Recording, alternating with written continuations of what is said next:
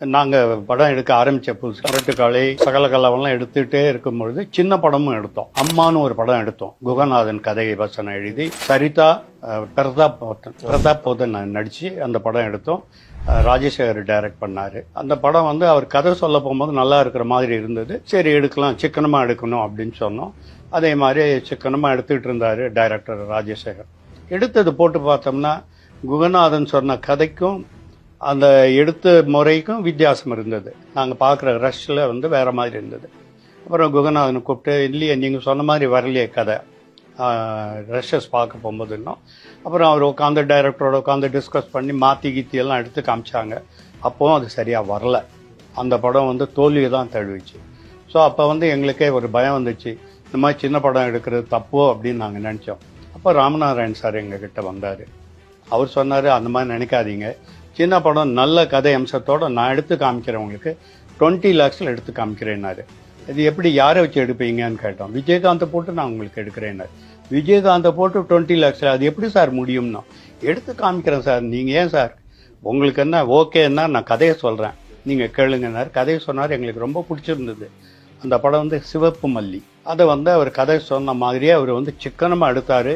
நல்ல போராட்ட சாங், எரிமலை எப்படி வெடிக்கும், அந்த பாட்டெல்லாம் த்ரில்லிங்காக அவர் எடுத்திருந்தார், பிக்சரைஸ் பண்ணியிருந்தார். அது மியூசிக் டைரக்டர் சங்கர் கணேஷ், பெரிய மியூசிக் டைரக்டரை போடலை, எல்லாம் பட்ஜெட்டில் எடுத்து ஒரு பட்ஜெட் தயாரிப்பாளர். விஜயகாந்த் சாரோட சம்பளமும் குறைவு தான், எல்லாம் குறைவு.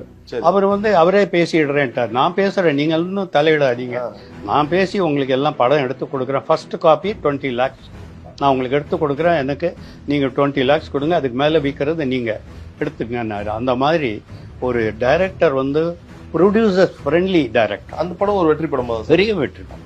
அந்த பட்ஜெட்டுக்கு அது பெரிய வெற்றி படம். வேற என்னென்ன படம் அது மாதிரி சின்ன ஆர்டிஸ்ட் வச்சு எடுத்த படம் சம்சாரம், அது மின்சாரம். விசு ஒரு நல்ல சிறந்த கதை ஆசிரியர், நடிகர், எல்லாம் தெரிஞ்சவர். அவர் டிராமாவில் ரொம்ப சக்ஸஸ்ஃபுல், நிறைய டிராமாக்கள் போடுவார். அந்த மாதிரி ஒரு டிராமானுடைய அவுட்லைன் எங்களுக்கு சொன்னார். அது எங்களுக்கு ரொம்ப பிடிச்சிருந்தது. அவர் அதே மாதிரி 20 lakhs நான் படம் எடுக்கிறேன். லக்ஷ்மியை போட்டு மற்றதெல்லாம் ஒரு drama artist, 1 or 2 artist, Manorama, அந்த மாதிரி ஒரு சிலர் தான் தெரிஞ்ச முகங்கள். மற்றதெல்லாம் அவர் ட்ராமா ஆர்டிஸ்ட்டை போட்டு சிக்கனமாக ஒரு செட்லேயே படம் எடுத்து காமிச்சார். அதுக்காகவே நாங்கள் ஒரு செட்டு போட்டோம், சம்சாரம் மின்சாரம் செட்டுன்னு அதுக்கு பேர். ஏவிஎம்லேயே உள்ளார வீடு ஃபுல்லாகவே செட். ஆமாம், அந்த படம் பெரிய வெற்றி. அது நேஷ்னல் லெவலில் கோல்டு மெடல் வாங்கிச்சு. ஸோ அந்த மாதிரி ஒரு திறமையாக படத்தை எடுத்து காமிச்சார். ஸோ இந்த மாதிரி சின்ன படங்கள் வெற்றி அடைகிறது ஒரு பெரிய வெற்றி.